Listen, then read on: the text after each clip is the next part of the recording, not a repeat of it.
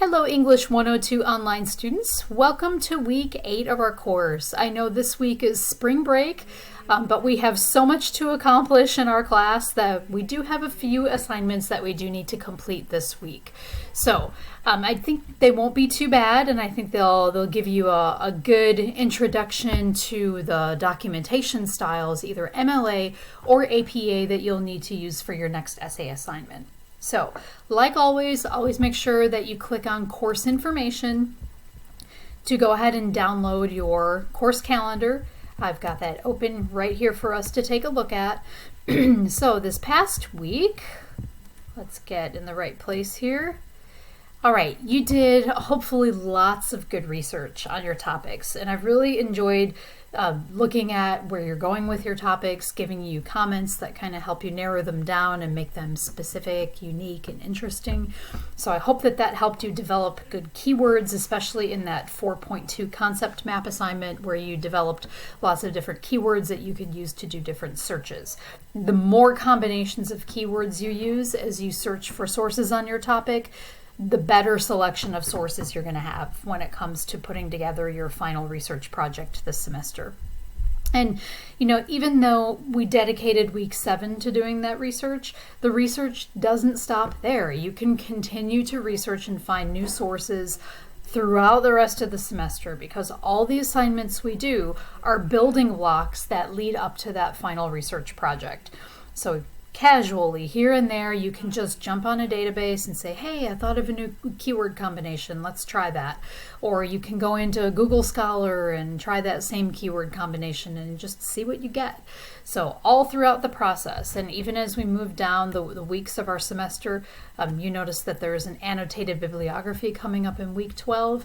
You'll need at least 6 sources for that. So, you've collected already 6 potential ones in that research notes assignment, assignment 4.4. You might end up using some of those, maybe even all of them in your annotated bibliography. So assignment 4.4 is really meant to propel you forward to that bibliography later on. Okay, so this week it's going to be all about MLA or APA documentation styles. And I say or because you need to choose one. You don't want to mix up these styles. Let me just give you a little bit of advice about choosing one or the other. MLA is probably the style that most of you are already familiar with. You might have used it in high school. Maybe you learned it in English 101. You've probably gotten familiar with it somewhere along the way, just because it's the most common citation style that you're going to learn for any kind of research paper assignment. MLA stands for Modern Language Association, and that's the group, like the academic association, that has developed the rules for that citation style. You'll learn more about it in assignment 5.1 this week. The other style you could choose is APA, which is American Psychological Association. And that's just another set of rules, somewhat similar to APA, or somewhat similar to MLA, I should say. And it's used mainly by the fields of psychology, sociology, education. The School of Nursing here at Lander, I think, uses it pretty extensively. So if you know that you're going to have a major like that, like education or nursing or one of the social sciences, I would strongly recommend that you take the opportunity in this course to learn that style and practice it. I know both styles very well, and I can give you feedback on either one, whichever one you choose. And if you're just comfortable with MLA and you want to go with that, no matter what your major is, that's a perfectly fine choice too. So you're going to be completing 3 assignments this week, and what you're going to notice in the module folder for all of these assignments, module 5, is that there are 2 separate versions of these assignments. You can do the MLA version of 5.1, 5.2, and 5.3, or you can do the APA version. Do not mix them up, and do not do all of them, because you don't need to do all of them. I really want you to focus on the citation style that's going to work best for you. All right, so let's go over to our module folder, to my classroom. All right, and we'll go down to module 5. Okay, So, as you'll see in this module, you're going to learn the basics of one or either of these styles, either MLA or APA. You're going to learn about the importance of documenting sources in academic writing. That's why we learn these styles, is because as we move into the next essay assignments, going on for the rest of the semester, you're going to be bringing in ideas and information and statistics from outside sources in order to show your readers where you got that information from. To avoid copying their information, which is known as plagiarism, you need to show where your information is coming from. It's basically about being honest, that you show what your ideas are and you show what others' ideas are. And so you can choose one of these two ways of doing that. You'll learn and apply the basic rules for creating an MLA Works Cited or APA references list. So this is the list of sources that goes at the end of your paper. And you'll also learn about in-text citations for either one of those styles. Now, let's go ahead and jump into the folder. Okay, so as it tells you here for the due dates, you'll choose either MLA 5.1, 5.2, and 5.3 or APA 5.1, 5.2, 5.3. Not both. You're not required to complete both sets. And I emphasize it so strongly because in previous semesters I have had students mix them up and do a couple from each one, or do all 6 of them, and I think it will make you a little crazy if you do all 6 of them. So you'll see right here that you have the MLA activities. I've labeled that here with this block, and underneath that you've got 5.1, 2, and 3. And then underneath that you have the APA activities. So this is separating the MLA from the APA, and you have 5.1, 2, and 3 underneath that. So each of these assignments, 1, 2, and 3, they're all the same except that they're specific to that citation style. So 5.1 is an introduction and interactive quiz. So you'll watch the video that just explains to you what MLA style is all about, just a basic, overview of it. And then you'll do an exercising quiz. So you'll just click on this link here. Once you get to the end of that quiz, and it's kind of like sort of a fun, I'll just open it up really quick so you can see what it looks like. And it's sort of like an animated tour through MLA citations. That seems to not want to open up for some reason. There we go. All right, so it will take you to this screen. It's kind of like a roadmap that walks you through how to do different kinds of citations. You just click on Start. And sometimes you got to click it a couple times for it to get started. But you type your name in there, and then from there it's going to guide you through making different kinds of MLA citations that you would put in a works cited page at the end of a paper. All right, so let's come out of there. We'll go back.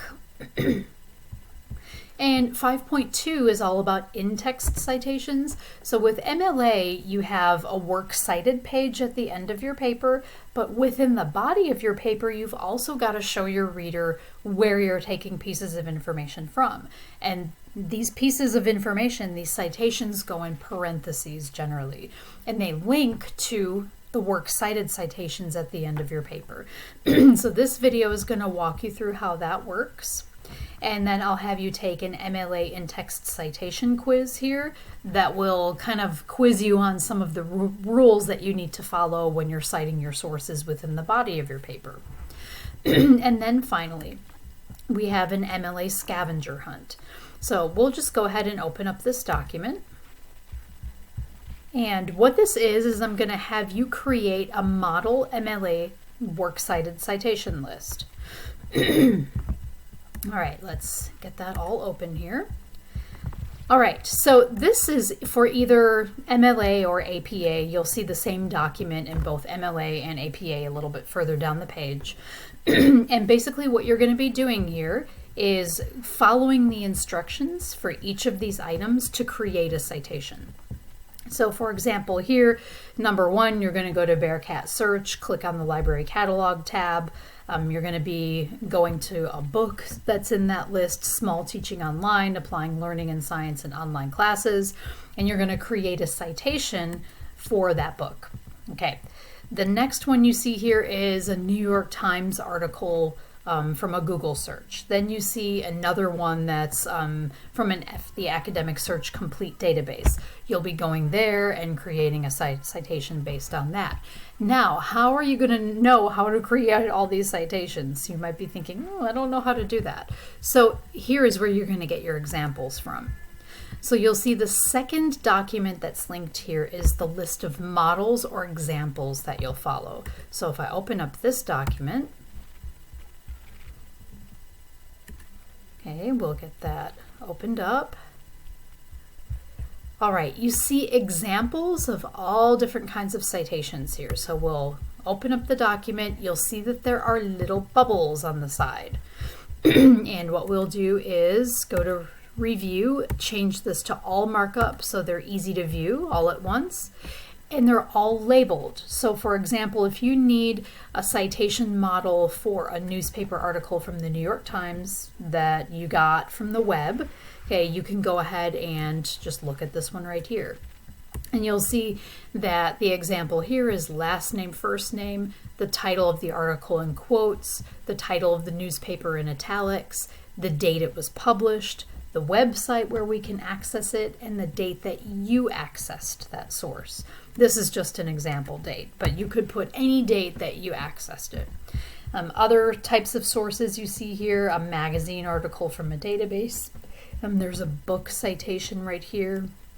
And so this is the list that you're going to come to properly format all of those citations you're going to be doing in the scavenger hunt. Okay, and your final works cited list should look exactly how you see it here. You're not going to change this to something else like work citied or put it in a different font or put spaces in between your citations. Okay, you don't need to do anything like this. Leave it exactly as you see it on this document. The other thing you'll need to know about is creating hanging indents. So if you highlight your text, and then let's go back to home and click on paragraph right here, you should see your text should be formatted as hanging under special and then 0.5. So if you do that, it will make your citations have the first line out like this, and every subsequent line will be indented. The purpose of that is that each of the first lines sticks out, so it's easy to see or distinguish one citation from another. So that way you don't need to put extra spaces in between your citations. Also make sure they're in alphabetical order. Okay, the thing with this assignment is I'm not expecting 100% perfection. I know you might make some mistakes, but I do want you to try your very hardest to make an attempt at each one of the citations, and I will give you feedback on them and tell you if you're missing something or have some formatting problems in some of them. The goal of doing this is that you know how to do a works cited page before you go and do it for your own papers, that you've had the experience of going through it. So as you're working on it, feel free to let me know if you have difficulties or questions or problems, and I'll definitely give you my best advice. Okay, as we get back into our module folder, you're going to see a very similar set of activities for APA, if this is the style that you would like to do. So you have an introduction and interactive quiz, just like we did for MLA, and the exercise and quiz looks very similar to the MLA one. It comes from the same college that created these exercises. And again, you just need to get 80% on the quiz, do a screenshot, and just upload it here at the link. Okay, APA in-text citations. APA has its own rules for this too. So here is a video that you can watch that will walk you through the basics of that, and then a quiz that you can take to test your knowledge of that. And finally, and I should explain a little bit about this APA in-text citation quiz. Let's go ahead and open that and take a quick look at it. Okay, what you need to do is scroll all the way down to the end of the screen. You're actually going to look at this first, the in-text citation helper, that will walk you through the rules of how to create in-text citations in APA style. So you'll just click on Start. And when you're done with that, Then you'll do the interactive activity, the in-text citations practice quiz, and that's the part that you need to complete to get credit for this assignment. All right, and finally you have also a scavenger hunt for APA. So if you click on the scavenger hunt first document here, it looks the same as the MLA one. You're just doing it for APA instead. And then your models, okay, which we can go ahead and take a quick look at here, just so you can see the difference between a works cited list and a references list. So APA, they're called references instead of works cited, and the format of the citations is a little bit different. And again, you click on Review and All Markup, and you'll see all the different citation types that you can use here. So there are definitely differences between the two citation styles, so make sure that you're not combining the rules or putting both things in one document. You need to choose either MLA or APA and not confuse the two. So make sure that's a very clear choice that you make at this point in the semester. Okay, so basically that is everything that you need to complete for this week. Let me also give you your week 8 extra credit code, and that is going to be 2 exclamation points, MLA, APA, and 2 exclamation points. So feel free to rewind or backtrack on the video if you need to catch that. And you can enter that in the link that I have in the announcements page when you receive your announcement.